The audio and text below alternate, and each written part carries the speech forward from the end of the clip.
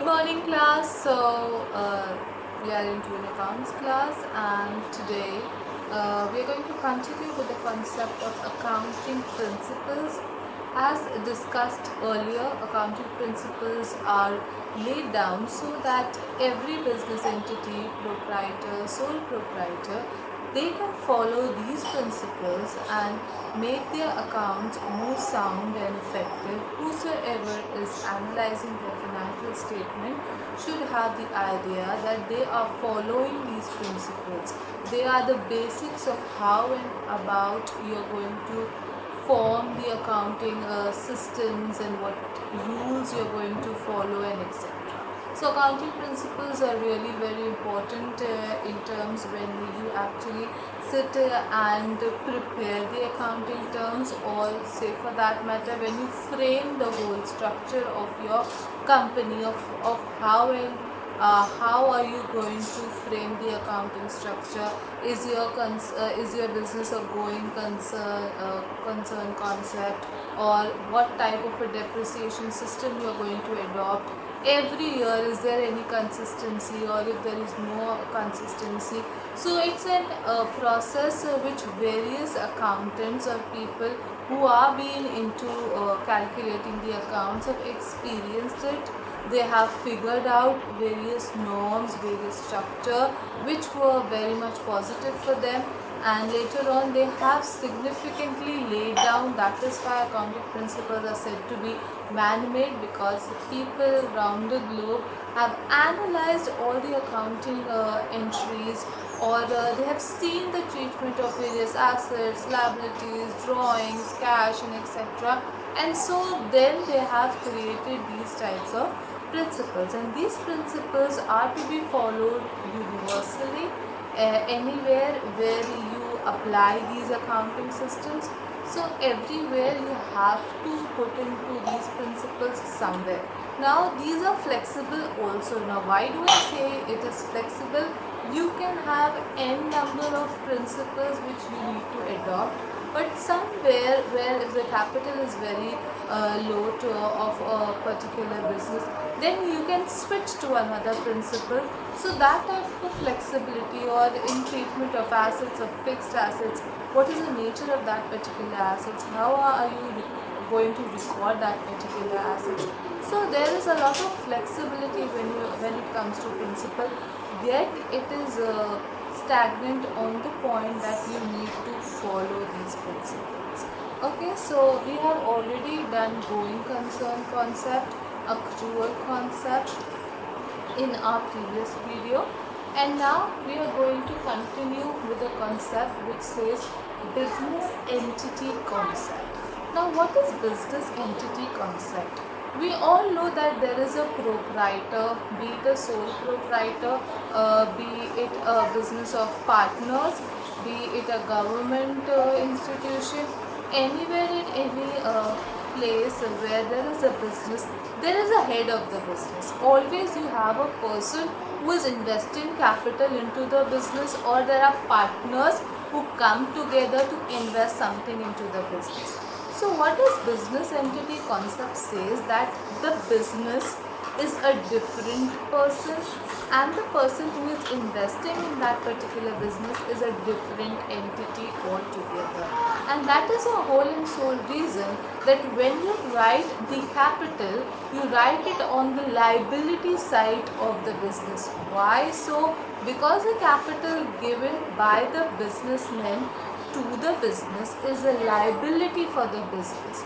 The business owes that amount, and the business has to return that amount to the businessman whenever possible. Even when the business is winding up, you have to return that money every year.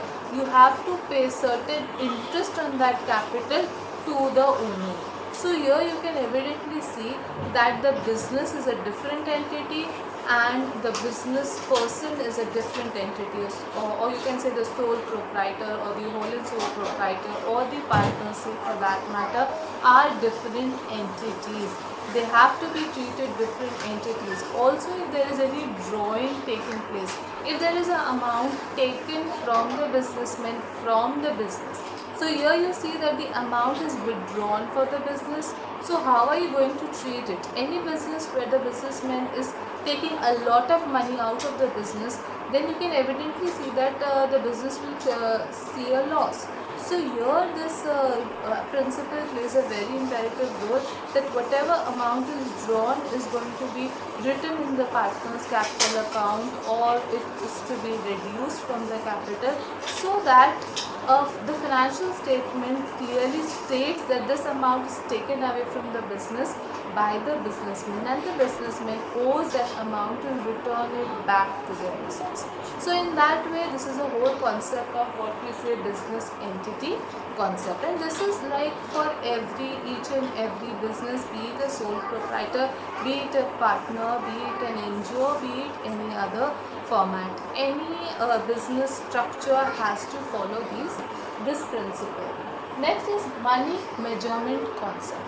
Money measurement concept is like, in every business you will be having furniture, you will be having goods, you will be having raw material, you will be having furniture or fans or books, files, and etc, etc, etc. So there are n number of things, but till the point you don't give it a monetary value, that the price of the goods is 20,000, the amount of the assets are 50,000, the building is of 2 lakhs, the machinery is of 6 lakhs.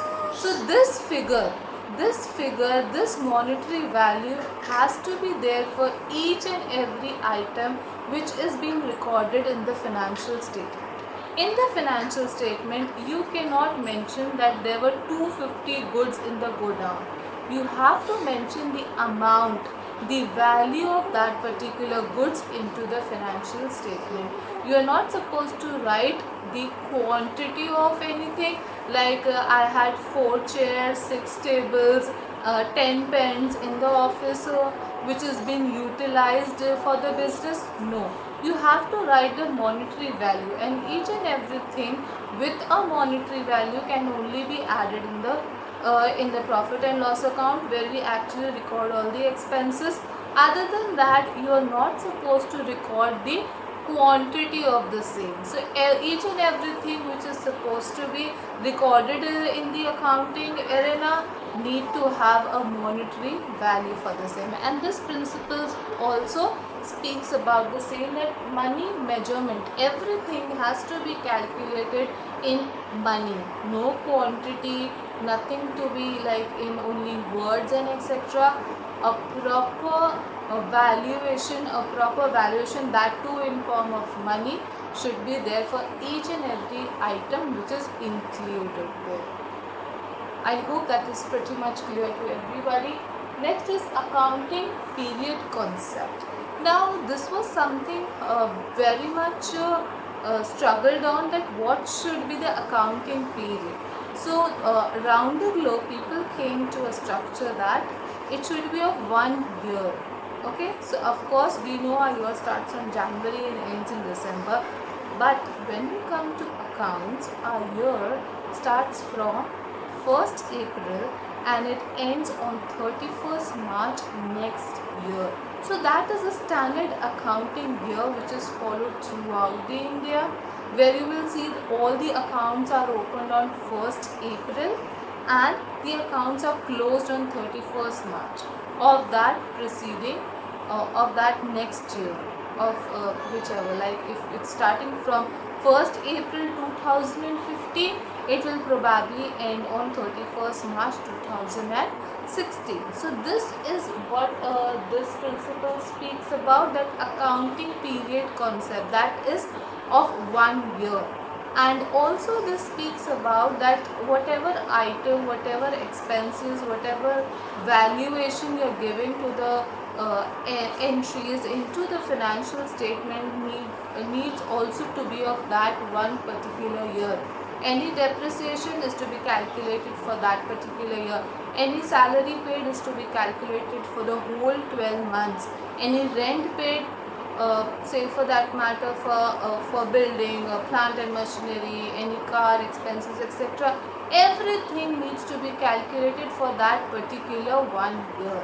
Okay, so in each and everything, even if it is prepaid or something, prepaid has a different adjustment, outstanding will have a different expenses and a lot of things. But this 1 year is something very much fixed, that it will start from 1st April and it will end on 31st March. So this principle speaks pretty much about this. Next is cost concept and historical concept. Now this is something very similar. Cost concept is basically arised because of the valuation of fixed assets. Now we all know that fixed assets are of huge amount. They can be of more like 6 lakhs, 10 lakhs, 15 lakhs or even more than that. So this is something very much huge amount for any business entity. So in a year, if we reduce this amount from the business, it can showcase a lot of loss for the businessman.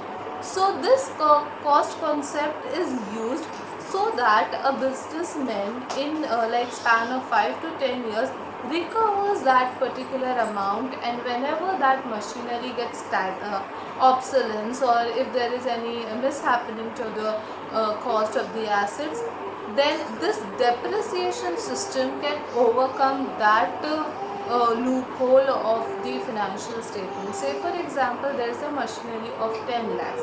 You are showing the valuation of 10 lakhs in the year 2015. When you are calculating it for the next opening balances, what are you supposed to do is you are going to reduce some percentage from that machinery and you are going to show it in the profit and loss account. Now this whole concept of depreciation is created so that whenever in future this plant and machinery gets the value gets reduced, the market value gets reduced, then the businessman doesn't need to face the loss altogether.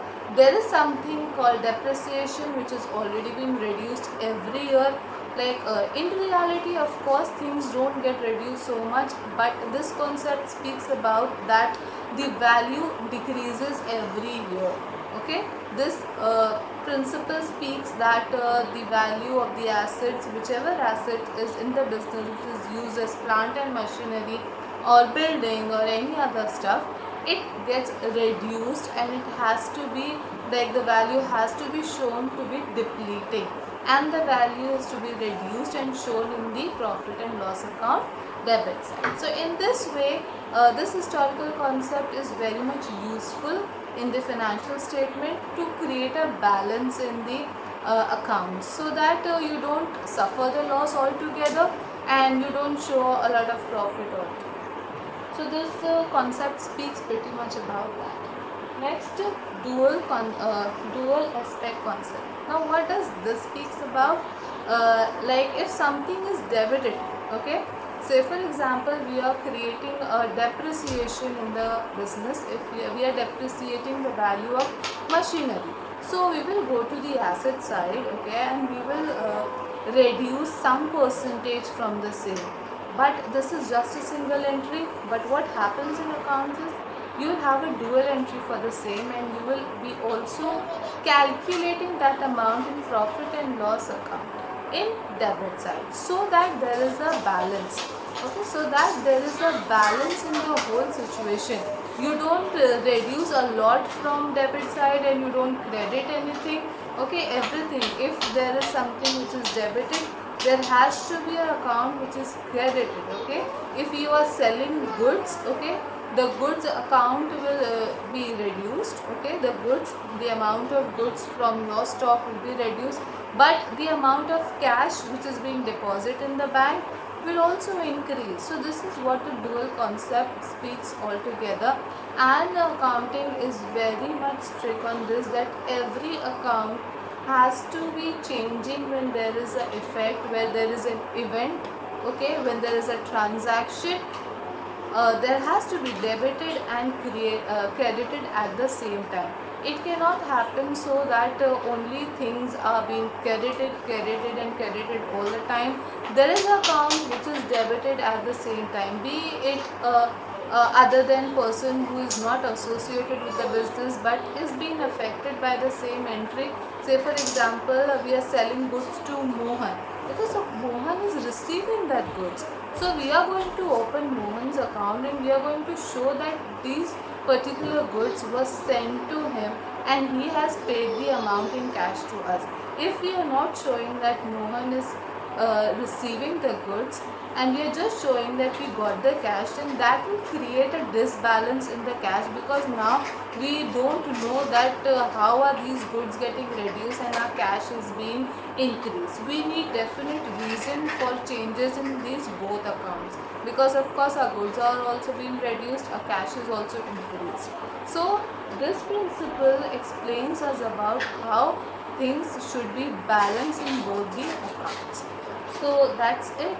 The business entity concept, where we speak that the business is a different person and the business person who has invested the money is a different entity altogether. Money measurement, which speaks that everything should be noted in a particular amount. You cannot tell that I have 250 goods and 100 pens and 5 folders into the business. You have to give it a monetary value. You have to give a valuation to each and everything which you note down in the financial statement. Accounting period is of 1 year, that starts from 1st April to and it ends on 31st March. Cost concept, which gives a clear picture of how the valuation of the fixed assets should be done and why it should be done, so that we don't suffer the loss. The financial statement doesn't reflect a lot of loss or a lot of profit in a year. Dual aspect concept, that if one account is credited, the another should be credited and vice versa. Do go through the notes and let me know if any queries. Thank you.